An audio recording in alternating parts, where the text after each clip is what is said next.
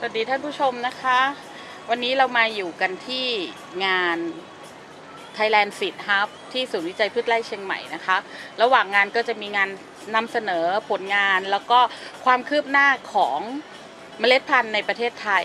นะคะประเทศไทยเนี่ยจัดเป็นประเทศที่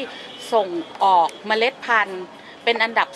2รองจากประเทศจีนนะคะถ้าเทียบในเอเชียแล้วก็ติดอันดับท็อป 10 ของโลกเลยนะคะประเทศไทยมีเมล็ดพันธุ์ที่จัดว่าเป็นพืชหลักแล้วก็ส่งออกไปต่างประเทศทั่วโลกเนี่ยนะคะเกิน100ประเทศถ้าเราเทียบกันแล้วทั่วโลก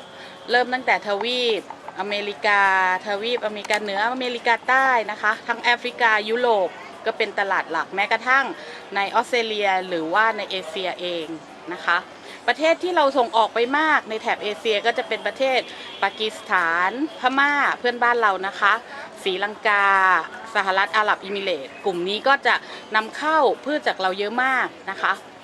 พืชหลักที่เราส่งออกไปนะคะเมล็ดพันธุ์นั้นก็คือเมล็ดพันธุ์ข้าวโพดเป็นข้าวโพดเลี้ยงสัตว์แล้วก็ข้าวโพดหวาน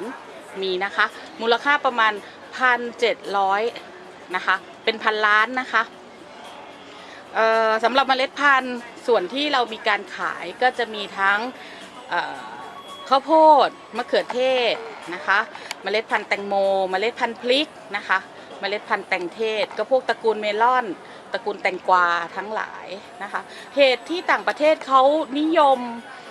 เมล็ดพันธุ์จากประเทศไทยเพราะว่าในกรณีมะเขือเทศเนี่ยตระกูลแตงที่เราปลูกเนี่ยนะคะต่างประเทศเขามีโรคบางชนิดนะคะที่เป็นโรคในดินแต่ในขณะที่ประเทศไทยเราไม่มีโรคนั้นนะคะเพราะฉะนั้นประเทศไทยก็เลยเป็นแหล่งพันธุ์ดีโดยเฉพาะในแถบของอีสานในประเทศไทยเนี่ยเป็นแหล่งผลิตแตงกวาแล้วก็มะเขือเทศแม้กระทั่งพริกที่มีคุณภาพดีมากนะคะจัดว่าเป็นอันดับ1ของโลกเลยนะคะสำหรับเทคโนโลยีอื่นๆนะคะที่กำลังเข้ามาในสมัยนี้ก็จะเห็นว่าเมล็ดพันธุ์เนี่ยไม่ใช่เป็นสีธรรมดาเหมือนบ้านๆเหมือนที่เราเคยเห็นละตอนนี้เราจะเห็นว่าเมล็ดพันธุ์เนี่ยมีหลากสีเลยสีฟ้าสีแดงสีเหลืองทำไมต้องมีสีเหล่านี้นะคะอย่างแรกก็คือว่าเพื่อเพิ่มคุณภาพนะคะสิ่งที่เราคลุกเมล็ดไปเนี่ยมีทั้ง